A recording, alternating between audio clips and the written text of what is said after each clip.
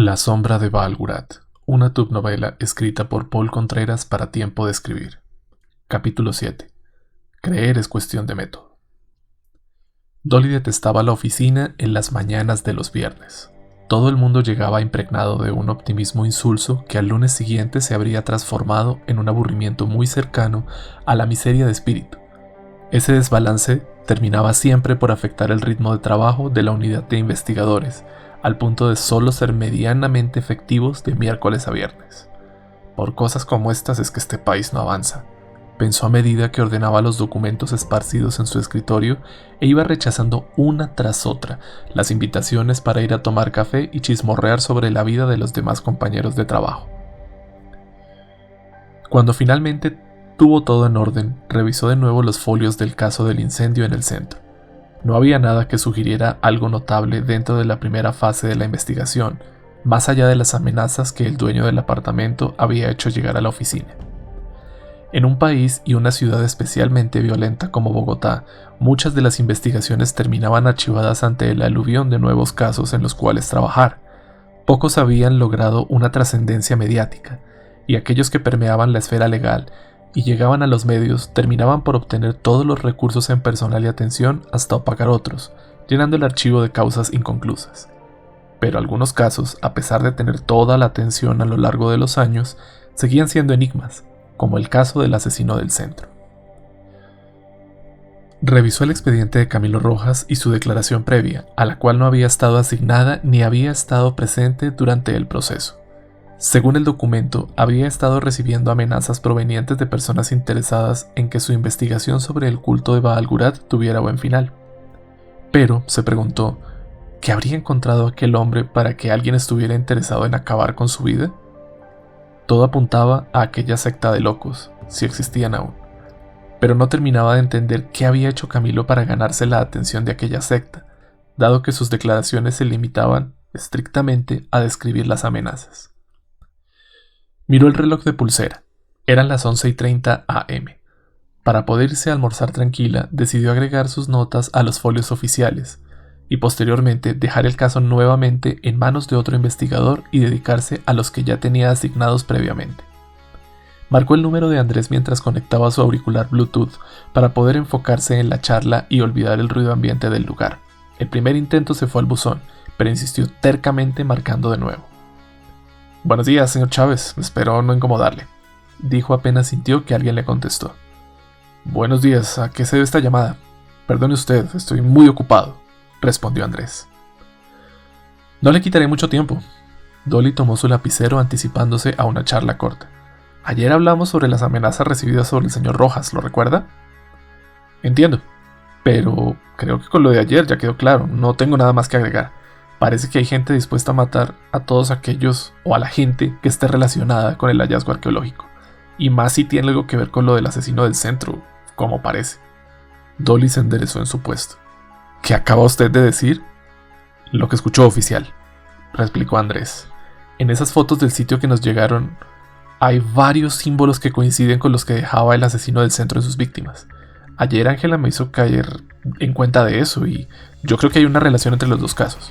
Pero, como le digo, ese ya no es mi problema». La investigadora se recostó en la silla. Tenía toda la razón.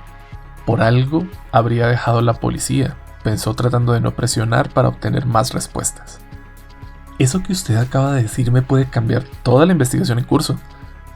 ¿Está seguro que no quiere colaborar en este caso?» «No, no quiero».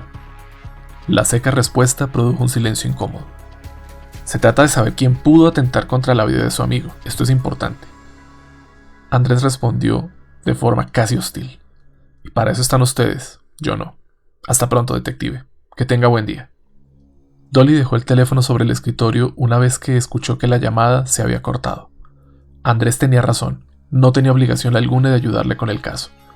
Pero unir ambas situaciones de criminalística podría ayudarle enormemente a que la atención en el caso del asesino del centro se reavivara y a su vez tuviera más recursos para el caso de Camilo Rojas. Respiró fuertemente antes de marcar el siguiente número, el del profesor Coy. Tuvo que insistir varias veces y la hora del almuerzo se le estaba pasando. Sin embargo, persistió hasta que el profesor contestó la llamada.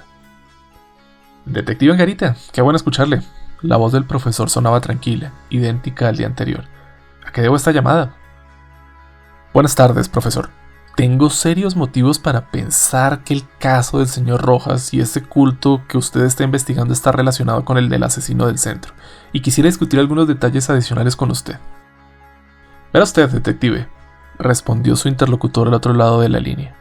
Yo puedo enviarle los documentos de la universidad sobre la investigación, pero de ahí a que decida ponerme en la mira de algún loco peligroso, no, olvídelo. Era la segunda negativa que recibía en menos de un día. Pero con solo 2 llamadas ya tenía muchos más indicios, y mal que bien, la información de referentes sobre el tema. Nada mal. De acuerdo, profesor, replicó tranquilamente Dolly. Le haré llegar mis datos y quedo a la espera del material. Es usted muy amable. El hombre se despidió maquinalmente y la mujer colgó la llamada. Ya había pasado la hora del almuerzo, pero tenía la ventaja de tener los restaurantes con menos comensales tras el pico del mediodía. Dejó todo en impecable orden sobre la mesa y se acercó al perchero donde colgaba su chaqueta, mientras miraba la ventana. Un mensajero entró súbitamente. «Detective, documentos del caso Rojas», dijo antes de darle un sobre sellado.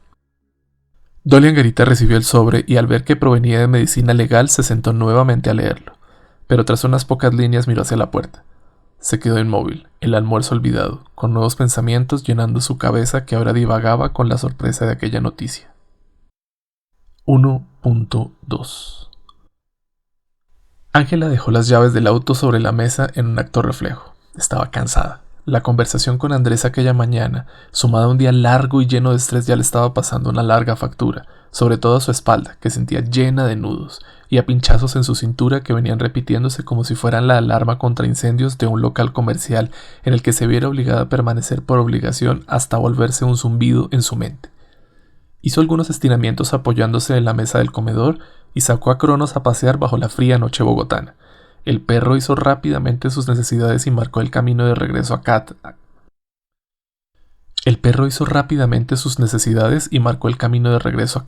aterido de frío, mientras ella le seguía con paciencia tratando de deshacerse del dolor que la seguía atormentando. Una vez en casa dejó los zapatos en la entrada y sintió el frío contacto de la madera del suelo bajo sus medias. Su abrigo quedó olvidado en una de las sillas del comedor, y cuando menos lo pensó estuvo en pijama, metida en cama, con una copa de vino en la mesa de noche y la luz atenuada, perfecta para poder pensar con claridad y tomar su teléfono para leer alguna cosa que le relajara. Con la costumbre de los últimos días, volvió a revisar las fotos. El mural seguía siendo magnético para ella.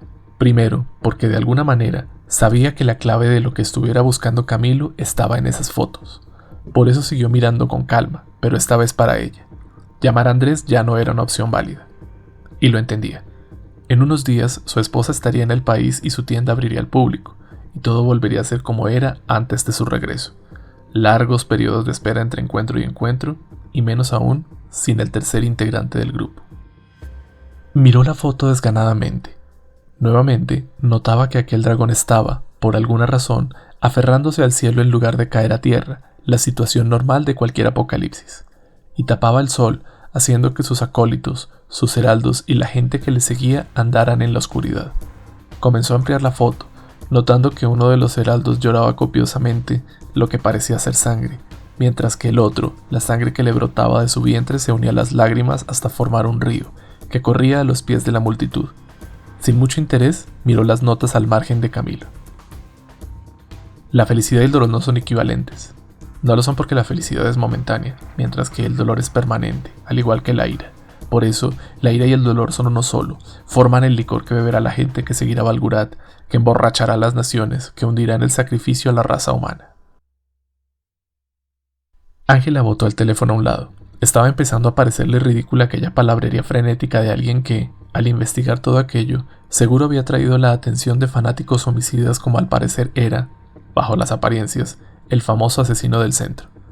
Y por mucho que ella apreciara a Camilo, también conocía su inclinación al fanatismo, que le hacía cometer errores que había tomado varios años en pagar en cuanto a credibilidad académica y que le había relegado a ser el profesor adjunto de la cátedra, algo injusto con sus esfuerzos por sobresalir.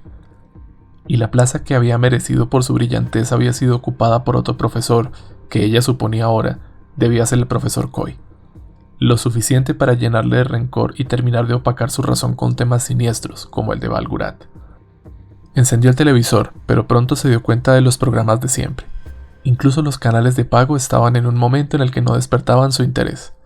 Al terminar su ronda, sintonizó nuevamente City TV, que ya estaba repitiendo la emisión de noticias y estaba cerca de finalizar. Una entrada de video anunció el reporte especial de Tesla Ramírez, y se quedó a verlo para entender un poco más sobre el caso del asesino del centro. Tras unas leves intervenciones y unos videos que revelaban más detalles sombríos, la pantalla se cortó en dos para mostrar la entrevista de Tesla a un invitado especial, que resultó ser Leandro Martínez. Sus ojos empezaron a adormecerse cuando pudo percibir, con los últimos parpadeos del día, que varias veces los ojos de los dos hombres lanzaban ocasionales destellos rojos.